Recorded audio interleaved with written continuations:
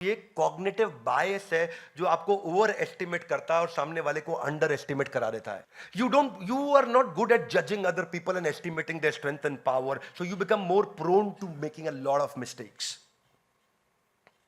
That's Duryodhan. Inaccurate evaluation of risk. वो risk को evaluate नहीं कर पाया दुर्योधन कि सामने वाले क्या क्या तैयारी करके बैठे हैं. वो अपनी टीम की तारीफ कर रहा है और ये अंडर एस्टिमेशन जो था इसने फंसा, क्योंकि अभी तक केवल अपनी तारीफ कर रहा था. अब यहां ये भी बता दिया कि सामने वालों में तो केवल भीम बैठा, वहां कोई है ही नहीं. यही कारण है every second business is failing in first 5 years. Hey guys, one more time. Every second business in India is failing in first 5 years. पहले 5 साल में हर दूसरा बिजनेस जाके खत्म हो जाता है, यानी कि 50% बिजनेस पहले 5 साल में खत्म हो रहे हैं. जबकि पुराना डेटा क्या है 2016 का कि 90% बिजनेस हर 5 साल में खत्म हो जाते हैं. और वो क्यों है? क्योंकि आप राइवल्स को नहीं समझ रहे और कंज्यूमर को नहीं समझ रहे. देखिए ये एनालिसिस कैसे होता है. एक तो होता है इररेगुलर एनालिसिस. आप रेगुलरली नहीं एनालिसिस कर रहे हैं कि इतने दिन में अपने गुप्तचर भेज के देखे कि पांडु के पुत्र क्या क्या करके आए हैं. You should have send your team कि पिछले 1 साल में पांडु के पुत्रों ने किया कि आप तो लाक्षा ग्रह में लगे. आपको इंटेलिजेंस नहीं, या फिर टू नैरो एनालिसिस और टू वाइड एनालिसिस.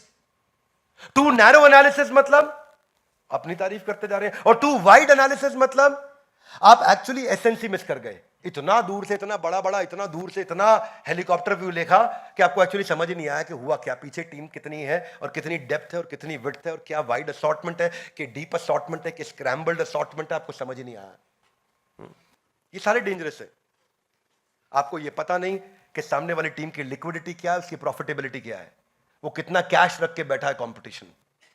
जब जियो आया था बाजार में, इतना कैश लेकर के आया था कि सबका गेम ओवर किया उसने. आपको राइवल को समझना चाहिए कि एयरटेल इतनी बड़ी स्ट्रेंथ से केवल एयरटेल बचा, बाकी सबका मर्जर डीमर्जर और सबका गेम ओवर हो गया. आप जानते हैं जियो का सारा एक्सपीरियंस, कितने लोग तेजी से जियो पर स्विच किए. जब तक आपको सामने वाले की डेप्थ, उसकी सप्लाई चेन की, उसके सप्लाईज की और उसके सप्लायर की नहीं पता चलेगी, तो आपको समझ नहीं आएगा कि वो लड़ेगा कितना लंबा.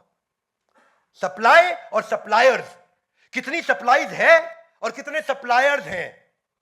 यानी कि आज पांडवों की सेना में कितना एम्यूनेशन और कितनी टीम है और कितने लोग पीछे से आ रहे हैं जो सप्लाई देते चले जाएंगे. चाणक्य पंडित ने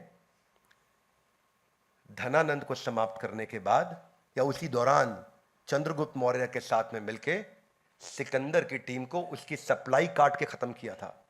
पोरस ने भी यही किया. Are you with me loudly? Yes no? पीछे से तो सप्लाई आ रही थी, उसको खत्म किया, आगे की टीम खत्म.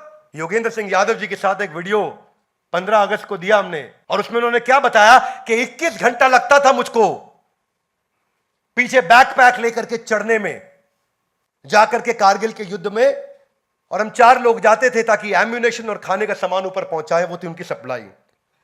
और हमेशा कंपटीशन देखता है कि सप्लायर और सप्लाईज को खत्म कर दो, इसका गेम ओवर हो जाएगा. यहां दुर्योधन लगा हुआ था कि मुझको हल्के में ले रहे हो.